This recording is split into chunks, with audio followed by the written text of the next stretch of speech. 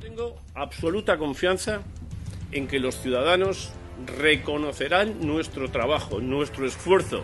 Se nos tiene que percibir como solución y como tranquilidad al conjunto de problemas que hay en nuestra comunidad autónoma.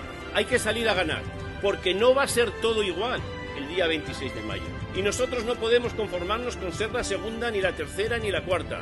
Tenemos que salir a ganar en ayuntamientos, a ganar diputaciones, a ganar comunidades autónomas, a ganar el conjunto de instituciones, porque es nuestra obligación.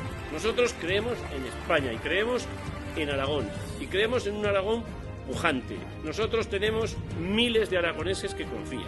Vamos a salir a la calle, vamos a luchar, vamos a trabajar, vamos a explicar cuál es nuestro proyecto, vamos a trabajar duro, vamos a conseguirlo, vamos a ganar y vamos a gobernar.